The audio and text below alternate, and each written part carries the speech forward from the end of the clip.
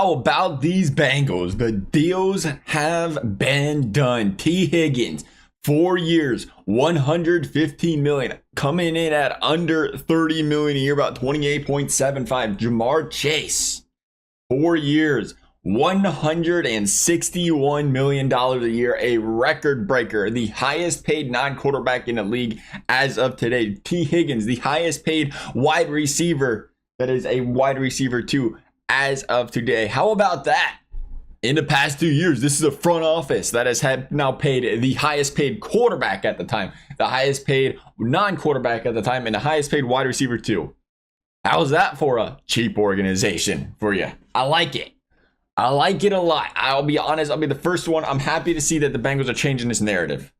Front office is saying, hey, I know we're still hearing it, but I do believe we are changing our ways. If giving an injury-prone wide receiver like T. Higgins guaranteed money for his first 2 years on his contract, isn't the Bengals saying, hey, we're trying to change our ways. We're trying to retain talent.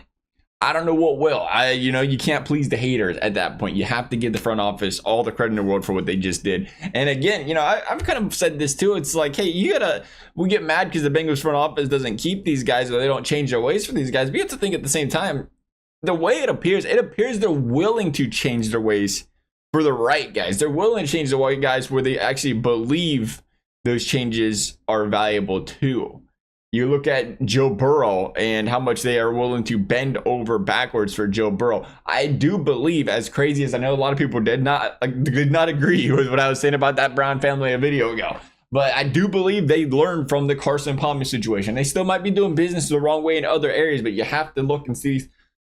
They drafted Jamar. Then Marr could have had no reason they couldn't have had Sewell when you really think about it. You had Boyd coming as that 1,000-yard receiver just recently. You just drafted T. Higgins early second round. You thought you had two really good receivers, but you draft Jamarr Chase and think you take that step higher because that's Joe Burrow's boy instead of taking Sewell, right? That you could have come out and said they did that for Joe.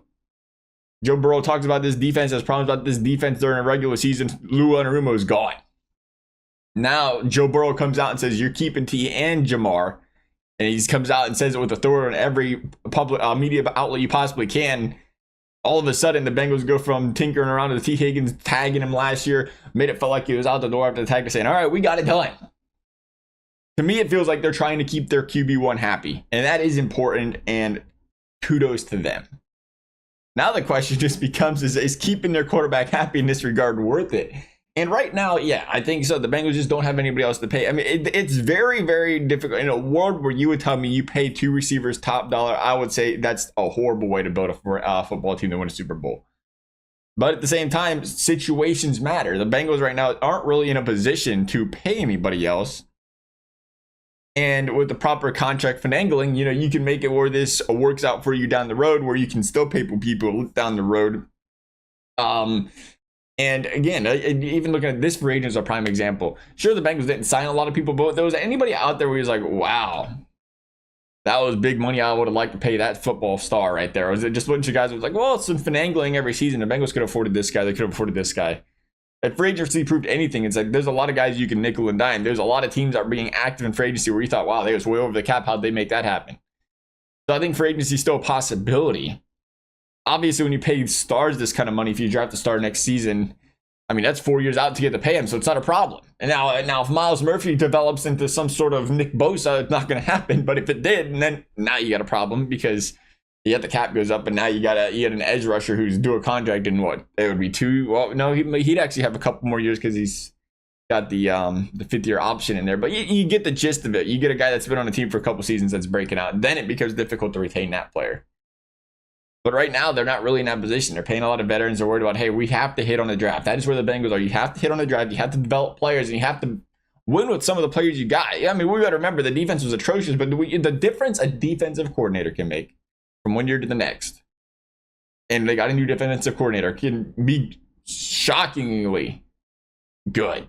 The Bengals got a lot of young players on his defense still that could potentially see some growth and improvement in that regard.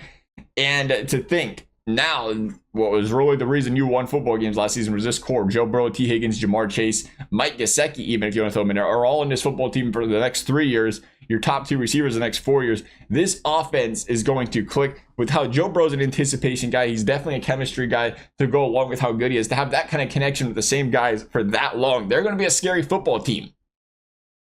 And we've seen it. We've seen what this football team can do with the minimum around Joe Burrow besides that, and how good they are. Now imagine they go out there, they keep that core, and you feel like every single season you can win a Super Bowl. Now all of a sudden you got players and free agents saying, hey, they are willing to pay their players. They still do have T and Jamar. As long as T, Jamar, and Joe are on this football team, they can win a lot of football games. Entice some guys to come over for a little bit less. Lock down a guy in the offensive line to keep Joe upright, because again, this offense is going to tick when Joe Burrow's there, and it's not when he's not. He might win some games, but it ain't going to win no Super Bowl. And hopefully, this is the part that's important. Bengals have to hit home runs in the draft on the defensive side of the football. But hey, now that you got both your receivers down, you ain't saying, hey, well, 2nd, 3rd, 4th round, somewhere in there, we got to use a pick on a wide receiver. Probably not going to do that. Probably shouldn't do that. You need more depth at wide receiver. Go sign somebody in free agency at this point. Go use those picks on D-line, O-line, whatever gaps. Nonetheless, as always, that's going to wrap things up for this video. Thank you all for watching. We'll see you next time.